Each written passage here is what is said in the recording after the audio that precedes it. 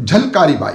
झलकारी बाई 1857 के स्वतंत्रता संग्राम की एक अद्भुत वीरांगना थी, जिन्होंने झांसी की रानी लक्ष्मीबाई के साथ कंधे से कंधा मिलाकर अंग्रेजों से लड़ाई लड़ी। झलकारी बाई का जीवन साहस, त्याग और देशभक्ति की अद्वितीय मिसाल है। झलकारी बाई का जन्म 22 नवंबर 1830 को उत्तर प्रदेश के झांसी जिले के भोसला गांव में एक गरीब कोली परिवार में हुआ था। उनके पिता का नाम सदोवर सिंह और माता का जमुना देवी था। झलकारी बाई ने बचपन से ही जंगलों में रहकर कठिन परिस्थितियों में अपना जीवन व्यतीत किया। वह बचपन से ही साहसी और तेज थी। उन्होंने तलवारबाजी, घुड़सवारी और धनुर्विद्या में महारत हासिल की। एक बार झलकारी बाई ने अपने गांव में एक तेंदुए से अकेले मुकाबला करके उसे मार गिराया। रानी लक्ष्मीबाई को जब उनकी वीरता का पता चला तो उन्होंने झलकारी बाई को अपनी सेना में शामिल कर लिया। झलकारी बाई और रानी लक्ष्मीबाई का चेहरा काफी मिलता जुलता था।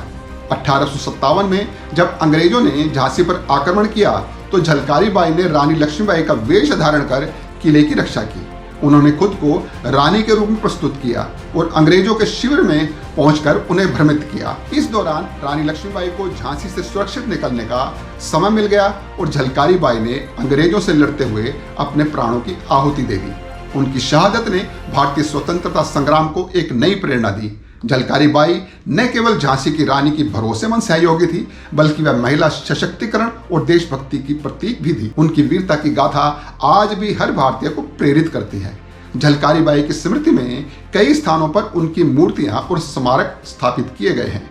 भारत सरकार ने उनके सम्मान में 22 जुलाई 2001 में डाक टिकट जारी किया था। हर साल 22 नवंबर को उनके जन्म दिवस पर उन्हें श्रद्धांजलि दी जाती है। तात्या टोपे। तात्या टोपे, जिनका असली नाम रामचंद्र पांडुरंग टोपे था, 1857 के प्रथम स्वतंत्रता संग्राम के महानायक और भारतीय स्वतंत्रता संग्राम के अग्रणी सेनापति थे। उनका जीवन साहस, युद्ध कौशल और देशभक्ति की एक मिसाल है। वे अंग्रेजों के खिलाफ निर्णायक लड़ाइयों के लिए जाने जाते हैं। तात्या टोपे का जन्म 1814 में महाराष्ट्र के नासिक जिले के एक ब्राह्मण परिवार में हुआ था। उनके पिता का नाम पांडुरंग राव था, जो मराठा साम्राज्य के बाजीराव द्वितीय के दरबार में एक महत्वपूर्ण अधिकारी थे।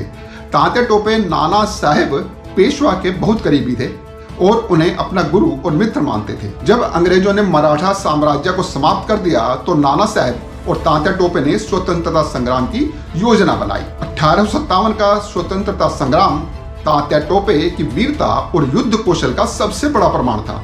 नाना साहेब के नेतृत्व में तात्या टोपे ने कानपुर में अंग्रेजों के खिलाफ विद्रोह का संचालन किया।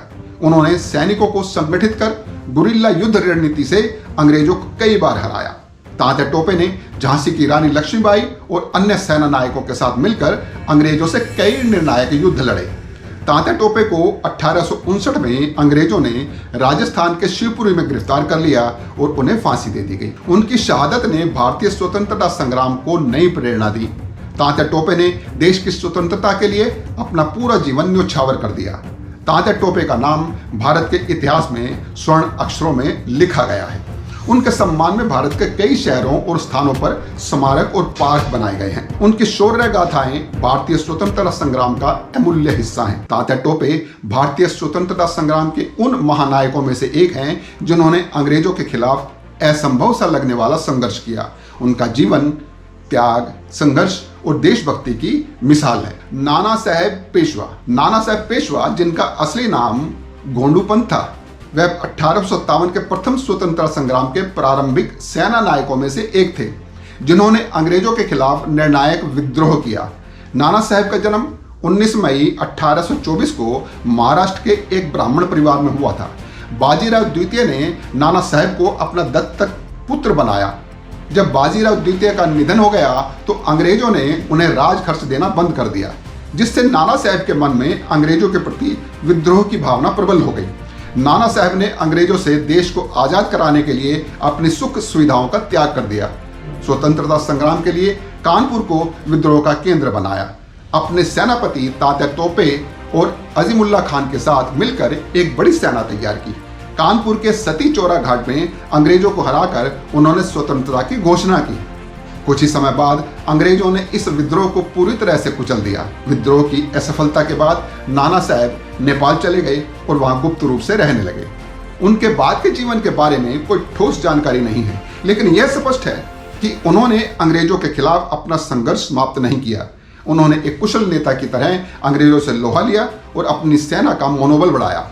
उनका जीवन भारतीय स्वतंत्रता संग्राम के लिए समर्पण और बलिदान का प्रतीक है। उनका संघर्ष भारतीय स्वतंत्रता संग्राम का प्रेरणादायक अध्याय है। भारत में कई स्थानों पर नाना साहेब के नाम पर स्मारक बनाए गए हैं। उनकी वीरता और देशभक्ति की कहानियां आज भी प्रेरणा देती हैं।